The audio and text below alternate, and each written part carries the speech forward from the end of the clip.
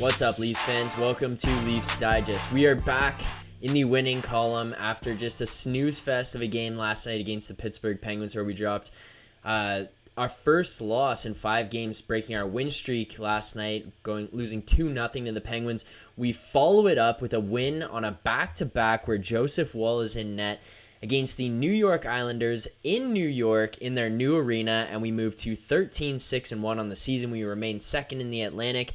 We take them down with a 3-0 win. Goals from Mitch Marner. He grabs himself 2. Kasha gets on the board yet again. And then Joseph Woll, in his second NHL game, gets his second NHL win and his first career shutout.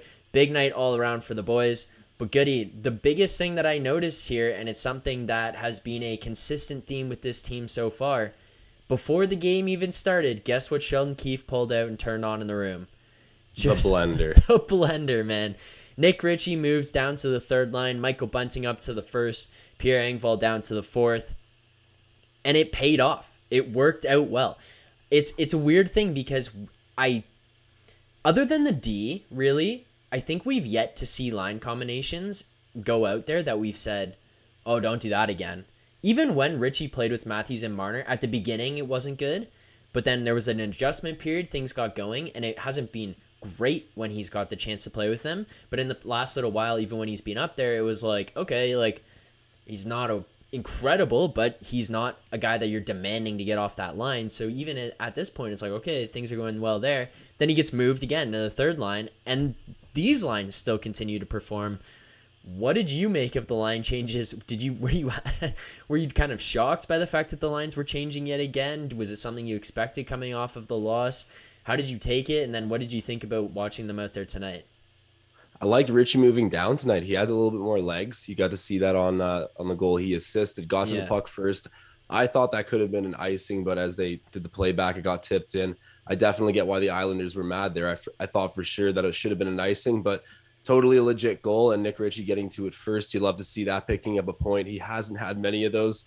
We really wanted him to be not top goal scoring guy, but get a lot more points than he has so far. So getting back up that hill is good for him. And but overall, the whole line changes, just the overview of it, I'm not surprised, but it's just still equally weird.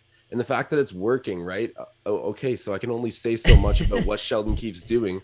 Yeah, but it's madness, man. Like, how many other NHL teams really go out with this approach, if any? Yeah, I couldn't tell you. They were talking about on the broadcast how yesterday Barry Trotz had to change his lineup 4 times between 4 p.m. and game time for their game yesterday.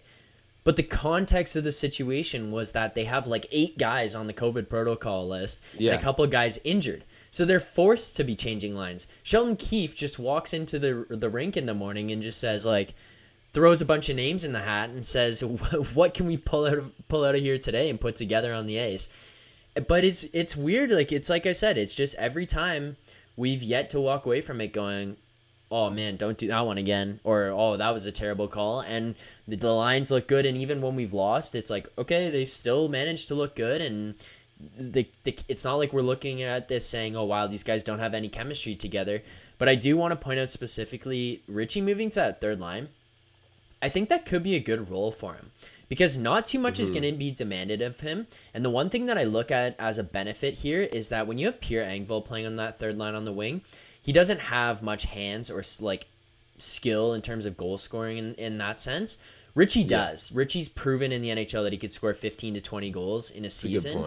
And he's a great passer. He's a guy who sees the ice well, even if he can't get his legs moving that quickly. He sees the game well and can at least think it. Plus, he has more physicality in his back pocket than Pierre Engvall does, even strictly based on size, like height and weight that he brings out there. So if he goes out on that line, and it's a line that can produce points, can create chances, now you have a guy who can actually finish, as opposed to a Pierre Engvall who has struggled so far this year, has more goals than Ritchie. So it's not like it's the greatest statement that I'm currently making, but it's still history provided. Ritchie does have that ability more than Pierre Engvall. So I kind of think that could be a good spot for him on the third line. And then in the first period early on, Ritchie just lit up that defender on the Islanders. And that is exactly what we need to see from Nick Ritchie, especially if he's not going to be scoring goals. 100%. And being on the third line, you can put him in that bottom six role where you can be a checking line and not need to worry about ending up on the board every single night. And that's a more comfortable, natural situation for his skill set. Back when we did the reshuffling the lines video where we actually called for some moves to be made and we predicted Richie going down to the third line, well, they skipped him right down to the fourth off of the first. So we were laughing about that earlier, but I truly do think the third line is where he belongs. And I felt that way for a little while because a lot of the reasons you said make sense. You got a guy who can actually, finish because these guys are starting to get some more opportunities in front of the net and they're converting on it. So you got a guy with a bit of hands now, and you consider body of work. I know what you're talking about, Engvall having a decent season, but body of work will tell you that Nick Ritchie is not just as good. He's a lot better, and he can still bring that physical checking edge. So I think the third line is just ideal for him, and he looked good tonight on it. And that third line's been humming. Like, they have just been creating chances left and right. They've actually started to get themselves on the board a lot more frequently lately, and they seem to be a good energy line. Like, and not even just energy line in terms of they go out there and bang some bodies and block some shots and like the guys get going. It just kind of seems like the guys on the bench rally around them as well, even just in terms of the type of people they are. Like, you look at Kasha and kind of just the energy that he's bringing, even just from the persona that he displays on the ice, even more so than just the play he's bringing. And the other guys on the ice seem to enjoy that. Kind of, you can tell that's something that they could rally around. And the one thing that I think about, which I know that I'm getting very far ahead of myself here, is whoever that third line left winger is going to be, it'll play itself out over the course of the year, and they'll figure that out as we get to the playoffs. But that Kasha Kampf line, that combination that we have there, that to me screams the type of piece that is integral to a Stanley Cup winning team. Yeah, I was thinking the same thing. You need like a dynamic like that where they're completely shut down and get timely goals. Yeah. That to a T is what Stanley Cup teams thrive on and become the storylines of the playoff runs that they go on. I completely agree with you. And I feel like Kampf tonight, I saw it a little bit, not to take away the attention he's deserving, but there was times where I noticed, oh my God, he really isn't great offensively. Like, I know I'm stating the obvious here, but there was moments tonight where I was like, wow, even, guys that we would call up from the AHL probably would have made more of like a skill play there than Kampf. But that speaks to what else he does on the ice. As a third line checking shutdown line, if he's looking like that on offense sometimes, he's winning draws, he's putting the absolute wood to you when you're on offense. He's awesome with it. So I really think that he's been a huge acquisition for us. And that dynamic there does scream Stanley Cup success to me as well. Lot of work to do, but overall, I love the outlook of it. And I actually want to get into, from this conversation, my awesome Matthews play of the day. So for this play of the day, I think that I'm giving it to that line, and it's going to be for that goal, and it's coming right off of what we just talked about in terms of playoff caliber type things that they do. Look at that goal that they scored tonight. Kasha gets the puck along the boards, makes a nice pass. It was like, as you said, it was the tip to negate the icing, but still, it was a good breakout. You get out of the zone. Ritchie hauling it down the ice, forechecking hard, causes a turnover. He passes back to Kampf. Kampf makes a nice pass across to Kasha. And that is something that you see from solid contributing third lines on teams that are very successful or are looking to have success further on into the playoffs, into the season. Because that right there to a T is doing the little things right. That is Ritchie going hard after the puck has, like, let's go real basics here. Like, F1 going hard after the puck behind to the guy behind the net, causing a little bit of chaos. He doesn't have to blow the guy up, but he's a little bit physical with him. Take the puck. Kampf is the supporting guy, F2, and then Kasha's coming in high, F3. And it's just like, that is it. You're playing minor hockey and coach is drawing up on the boards, F1, F2, F3, your high guy, here's your attacking triangle. That is precisely what happened on that shift. And it's just all around, it was guys were in the right spots, they were doing the right things, and it wasn't the prettiest goal ever, but it's still a way to kill some momentum there and get the boys going on your bench. And it's just perfect. That's what you need from that line. And then they go the other way, and they just don't allow anything on the defensive side of the puck. So it's perfect. That is my awesome Matthews play of the day, because it is just playing hockey the right way.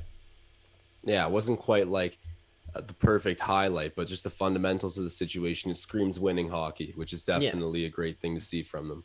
I'm gonna need to give my poppy power play of the day to Marner, because honestly, he's looking fully like he's back. He's himself again. Yeah. And I know we're up and down with what we say about Mitchell Marner. We were always cheering for him to get back to this level. His contract is always going to be a recurring subject here, because when he goes through a slump, it's going to be inevitably brought up by people who, I mean, some reasonably bringing it up. I get it. Others are really hard on him. We're not trying to be like that. I'm so thrilled to see his success, because it's so integral to what this group's going to be able to do at the end of the year. And to see him scoring highlight reel goals, man, he sometimes struggles to find the back of the net. He does it twice, and the first opening goal was beautiful. That's my poppy power play of the day. It goes to Marner.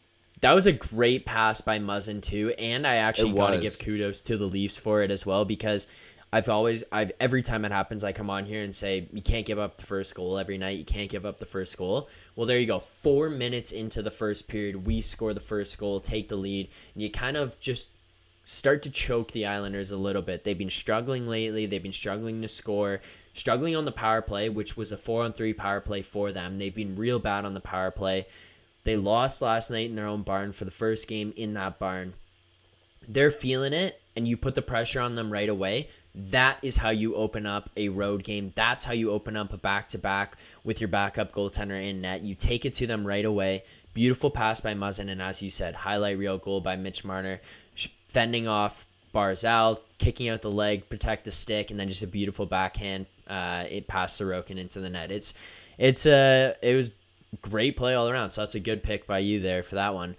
It did spoil my bet though. I was overall happy to see it, but for those who watch the YouTube short that I released for the betting preview, Phil drops them as well. I relayed one of my bets that I was gambling on tonight, and it was in the first 10 minutes of play, the score would remain 0-0. And I think, I can't remember when he potted it, but yeah, he spoiled it with that goal there, unfortunately. 4 minutes in, yeah. Yeah, we are in the freezer right now, Phil, with the bets. So we're going to need to come with some winners pretty soon. But Austin Matthews, I also bet on him to get a power play point. Didn't happen. So 0-2 on the bets tonight, but still sticking to my guns. That's the poppy power play of the day for me. Yeah, dude, we are in the biggest NHL or Leafs freezer gambling of all time. I know. I actually don't know what to do. You're hitting 14 leg parlays for college basketball. Football, but yeah. Or football. Okay, I thought it was basketball. Either way, you don't know it like you know hockey. That just proves that to make big money in gambling, you got to be out of your mind. Yeah, that was yesterday. For context, I in the morning I threw down $1 on a 14-leg NCAA football parlay. And I was with Josh last night actually when the 14th game won. So we actually got to see that one go down together. But then we're also looking at it from the other end of things, where neither of us can come up with a solid NHL bet that actually wins anything. And I just put a hand over my eyes and throw a dart at the board and see what happens. And I hit a 14-legger. So hey, luck of the draw. We'll see what happens going forward. But hey, actually, you know what? If you guys have bets that you want, follow us on Instagram. Join our Discord. Actually, that's the other thing. The Discord is in the description of every single video we've done over the last little while. Join our community. And Josh and I love talking bets on there, sports betting. So if you want to join the community and let us know what you guys want to bet on for that night, what you're thinking of, let us know ahead of time, because right now we are in the biggest freezer you could ever imagine. So if you guys want to send your bets in the Discord, you want to join that community, or you want to message us on Instagram, maybe we will pick some of the best bets that we find from what you guys write in to us before the next game against the LA Kings. 100%. We'll make that kind of decision from it, because we are so cold in our Leafs we'll take picks the help right now. Yeah. But I also want to take this little break from breaking down tonight's game to remind everyone to subscribe to this channel. If you have not already, make sure you do so right now. And if you don't want to do it right now while you're watching this video, that's fine. You can wait till the end, but do it after you like, you comment, you share this video with your friends. Make sure you subscribe. Help the boys get to 2,000. Once we're about close to 2,000, we'll do a live stream and absolutely battle our way there. Just get you guys involved. It'll be absolutely electric again, just like when we hit 1,000. Maybe we'll throw down another ridiculous bet on the Toronto Maple Leafs. Mitch Marner winning the Hart Trophy this year. We'll throw down a bet on that. Jack Campbell for the Vesna. Yeah. So making money only. we'll see what happens, but make sure you subscribe to this channel. Help us get to 2,000. One guy that I've noticed has been playing very, very well for this team, and he did so again tonight, but he's not getting the rewards for it. Wayne Simmons. He's so snake bitten, man, and it's one of those things where it's like you're obviously not actually feeling bad for the guys, but you feel bad for him. You know what I mean? Because it's like he's playing so well, and he knows he's playing well. The team knows he's playing well. Sheldon Keefe knows he's playing well because he continues to give him the opportunities.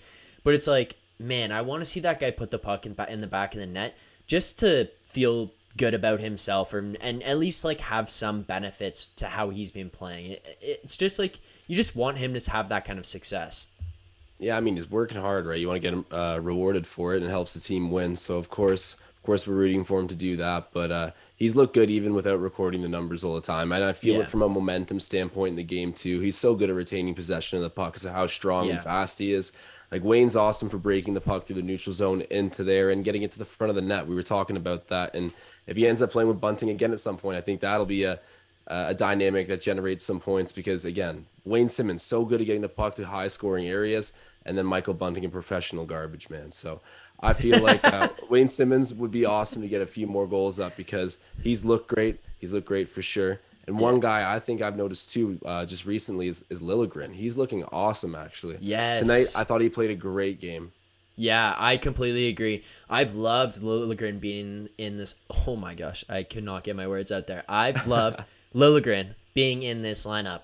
I was a little bit confused as we talked about on here when Dermott went in for him in those last two games, but then Lilligren gets back in, and we had our speculations as to why. So if you haven't seen so, make sure you go check out our video the other day about the potential of the Leafs trading McCabe. We break down some Dermott stuff, McCabe stuff there, so go check that video out as well if you are interested in that. But we did speculate what might be happening with Dermott, but he ends up coming back out of the lineup. Lilligren goes back in, and he looks great again. Like, he did not miss a beat. He continues on with what he's been doing, and he just looks confident. And I think the best part is, and actually you and I both talked about this pre-season, is that this is a guy who just needed an opportunity to get some consistency, to have some regularity in his routine, in his minutes, in his playing partner, in all these different things, because he never had that to this point in Toronto with being here. He's always just being with the Marlies, and then he's up with the Leafs, but he's never playing.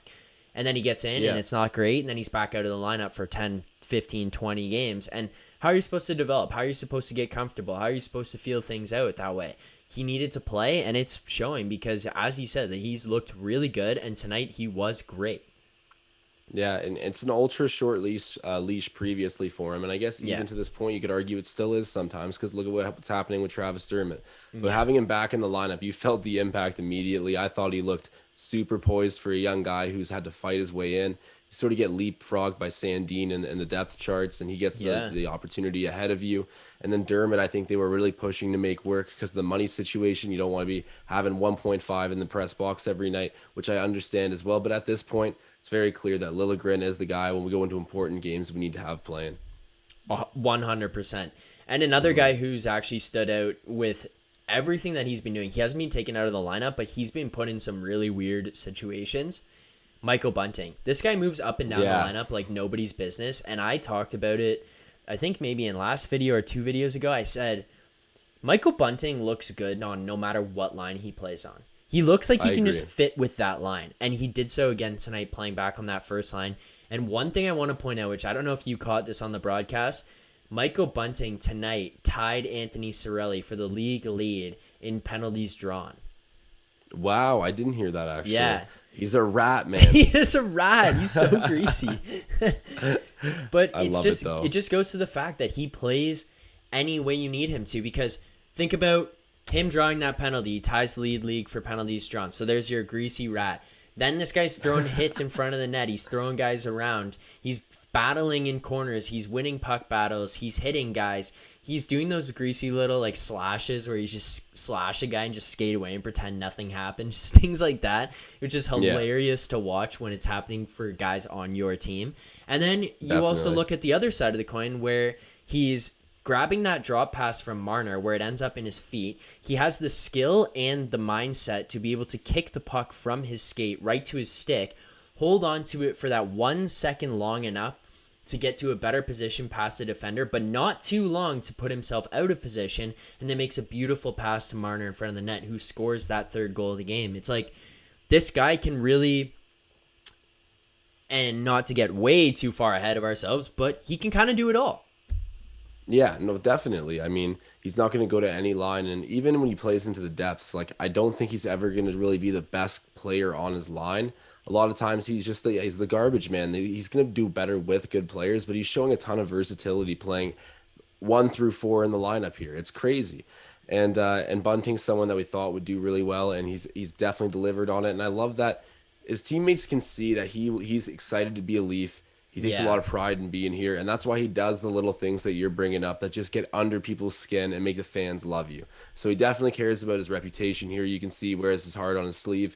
I'm so happy that we got Bunting. Without him, I wonder what kind of situation we would be in. Not to over-exaggerate, I'm sure we'd still have a winning record and be figuring it out, but having Bunting on our roster, I think, has already gotten us more wins than not this season, and he was a big, big pickup. Remember Biz Nasty was talking about how upset he was to see him leave the Coyotes organization, and his numbers were crazy per game coming in. Yeah, and he had the tiniest sample size, so everyone's wondering, I know, who the hell is this guy? What does he do? It was one of those things where I feel like half the fan base was like, this is an incredible pickup, and the other half of the fan base was like, what are we doing? Like, why is this our big free agent signing? And I think it's paid off. One look at Hockey DB, though. Pardon? I was saying it's like one look at Hockey DB before you understand that, okay, like, he can play NHL level hockey, so let's see what happens. But you're right, a lot of people not knowing much about him when he came. Yeah, so it was one of those things where we just didn't exactly have the perspective on him that maybe we should have, but it was, this guy's proving to be worth it, worth that, the hype that he had kind of coming in here, pushing past some of the expectations maybe some people had for him. He's still continues to get some points. He's able to play on every line, like we said. He's physical. He's a rat. He goes to the net. He creates scrums, and then he can still get points. You love to see that. Another guy who has been bringing a lot of energy, just as we said, is in terms of all the play, the way he's been playing is Andre Kasha. But I want to point out kind of what happened towards the end of the game. So I'm hoping that he's going to be okay, because we talked about him earlier, but we didn't talk about the specific play. First, with a couple minutes left, he blocks a shot. I don't know specifically what happened. I think that it hit him in the stomach. I don't know if you had the same read on it. I think it hit him in the stomach. He goes to the locker room. He comes back out like 30 seconds later. Yeah. Which is just like very hockey player, nails moves, just wheel out, wheel back. But he goes back onto the ice, and then with about 30, 45 seconds left, he's crashing the net hard with a 2-on-1. Falls, goes headfirst into the post. So that is kind of a scary incident for a guy who's had head injuries throughout his career. Hopefully he's okay. Hopefully he can bounce back. Does grab himself a goal tonight. I believe he now has five goals on the season, maybe 6 actually. But hopefully he's okay. He's been playing incredibly. As we said, he brings energy to this team. But the last guy I want to get to, Goody, before we get into our grade of the game, Joseph Woll. This guy looked real steady tonight. He didn't face many shots. He only had 20, but he did make some big saves when he needed to, some big backdoor saves. He didn't look nearly as nervous or scrambly as he did in the game against Buffalo, which makes sense. I mean, that was his first NHL game ever that he got into there. Gets into the game tonight. You could just tell right from the beginning this guy was way more confident. He was calmer. He was more poised in that net. And then the other thing that helps him is that he didn't have to face too many shots tonight. Yeah, and sometimes that can be like not difficult for a goalie. You'd always rather be in a situation, but when you're young and you're on the side of a very good defensive team, you're definitely in a better scenario, but you're not exactly warm, right? He was staying engaged all night. I mean, perfect on the night with 20 saves, and the guys in front of him did play great, but credit to him for being a rock back there. He definitely looked way more calm than he did in Buffalo. And I mean, getting the first shutout in his second ever start, that's awesome for him. And it's nice to see another goalie in a Leafs jersey showing out right now who isn't Jack Campbell. It gives you a little bit more comfort about where the future of this team's going, because obviously Campbell's off of a contract at the end of this season. I'm sure the Leafs are going to try to get something done because he's just proven his worth, and there's a little bit more evaluation period to go here and a long season ahead of us. But overall, just bright signs of the future as well to see Woll get this win. With that being said, I actually just saw something, so I want to get into this, and it's going to be a belief or disbelief.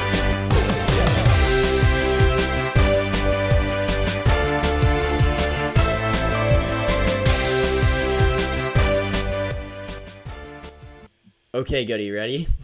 Yeah. For this belief or disbelief, if Joseph Woll continues to be a solid backup goaltender to Jack Campbell while Peter Mrazek is out, the Toronto Maple Leafs will look to move on from Peter Mrazek. Belief or disbelief? I'm gonna go with disbelief. They're gonna want to have him there for playoffs. I don't know, because even if you get Freddie injured, Freddie. Oh my gosh, if you get Campbell injured, Yeah. geez, if you get Campbell injured and then you have to have Woll go in and he just like has a terrible game, all of a sudden your confidence in rolling forward with him as your number one in the playoffs would be insane. You would need to have Peter Mrazek there. I mean, you paid the money to get him. And I know if you were to trade him, hopefully you're not retaining too much of that salary. You just go dump it somewhere.